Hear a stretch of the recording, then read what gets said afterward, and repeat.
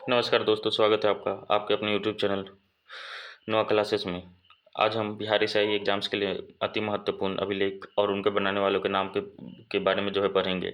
इससे एक प्रश्न जो है पूछे जाते हैं किसी भी परीक्षा में, खासकर बिहार एसआई एग्जाम्स में जरूर ही इसे पूछा जाता है। तो शुरू करते हैं। पहला जो है जूनागढ़ अभिलेख, तो इसके बनाने वाले शासक का नाम रुद्रदामन है, जो कि पश्चिम क्षत्रप शासक था। स्थान की बात करें तो ये जूनागढ़ कहाँ पड़ता है? गुजरात में पड़ता है। ठीक है। मुख्य जानकारी की बात करें तो यह संस्कृत भाषा का एक प्रारंभिक शिलालेख है। ठीक है। किस भाषा में? संस्कृत भाषा में है। इसमें क्या है, रुद्रदामन के विजय और सुदर्शन झील के निर्माण का इसमें वर्णन किया गया है। ठीक है। दूसरा है प्रयाग प्रशस्ति, तो इलाहाबाद स्तंभ लेख। प्रयाग कहाँ पे है? प्रयागराज जिसे आप कहते हैं, तो इलाहाबाद में ही होगा ये। इसे किसने लिखा है? ये समुद्रगुप्त ने जो है ये इसका है ये। ठीक है। बनाया किसने था? हरिसेन ने जो है ये एक राजकवि था, इसने लिखा था। ठीक है। और समुद्रगुप्त कौन सा है? गुप्त सम्राट का एक शासक था समुद्रगुप्त। ठीक है। बहुत ही प्रतापी शासक था ये समुद्रगुप्त। प्रयागराज में है ये, ऑब्वियसली उत्तर प्रदेश में। इसमें क्या है, समुद्रगुप्त की विजय, दानशीलता और प्रशासन का वर्णन किया गया है। ठीक है। हरिसेन ने जो है इसे लिखा है। अब तीसरा आते हैं ऐहोल अभिलेख, तो पुलकेशिन द्वितीय। ठीक है। चालुक्य शासक था ये। इसका रचना किसने किया है? तो रवि कृति, जो कि उसका राजकवि था, उसने किया है। ऐहोल कहाँ है? कर्नाटक में है। चालुक्य वंश की वंशावली और पुलकेशिन द्वितीय की उपलब्धियों के बारे में इसमें लिखा गया है। संस्कृत में इसकी रचना की गई है। महरौली जो है लौह स्तंभ लेख, तो ये चंद्रगुप्त द्वितीय या विक्रमादित्य जो है भी कहते हैं इसे। ठीक है। महरौली लौह स्तंभ जो है इसने लिखा है। महरौली कहाँ है? दिल्ली में है। यह जो है शिव स्तंभ है, गुप्त काल की धातु कर्म कला का उत्तम उदाहरण। इसमें जो है अब तक जो है जंग नहीं लगा है। ठीक है। उस समय का बना हुआ, इसलिए ये धातु कर्म कला का उस समय का सबसे उत्तम जो है उदाहरण है। नासिक गुफा अभिलेख की बात करें तो गौतमी पुत्र सातकर्णी का है ये। सातवाहन शासक जो थी था। ठीक है। नासिक गुफा अभिलेख कहाँ रहेगा? नासिक महाराष्ट्र में है। ठीक है। सातवाहन वंश के उत्कर्ष का इसमें वर्णन किया गया है। ठीक है। अब आते हैं गिरनार शिलालेख।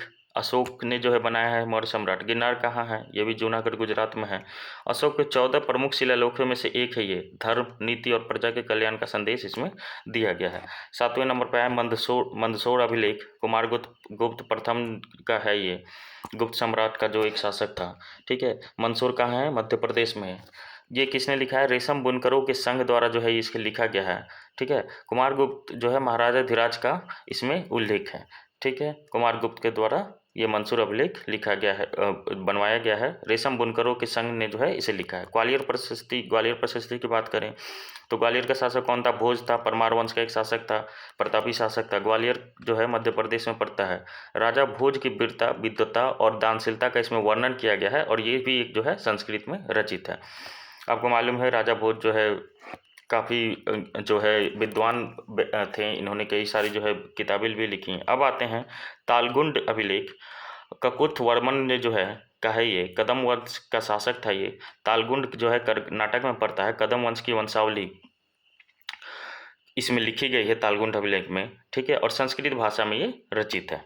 फिर आते हैं देवपारा अभिलेख। ठीक है। तो विजय सेन जो है इसके द्वारा बनवाया गया है। सेन वंश का एक शासक था ये। देवपारा कहाँ है? राजशाही बांग्लादेश में है ये। सेन वंश के शासकों की वंशावली इसमें दी गई है। गौर जो कि बंगाल क्षेत्र का महत्वपूर्ण अभिलेख है ये देवपारा।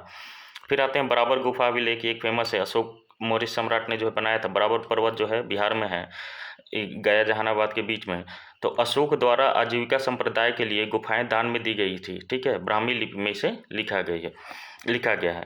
ठीक है। हाथी गुम्फा अभिलेख की बात करें तो एक खारवेल जो है, कलिंग नरेश जो था। ठीक है। जो है इसके द्वारा बनवाया गया है। उदयगिरी उड़ीसा में है ये। खारवेल के विजय और प्रशासन का इसमें वर्णन किया गया है। ये भी कैसे है? प्राचीन प्राकृत भाषा में ये रचित है। ठीक है। जुड़े रहे हमारे नोआ क्लासेस से, ताकि इस तरीके के और भी जो है आपको वीडियोज मिलते रहें और आपका क्विक रिवीजन होता रहे। धन्यवाद।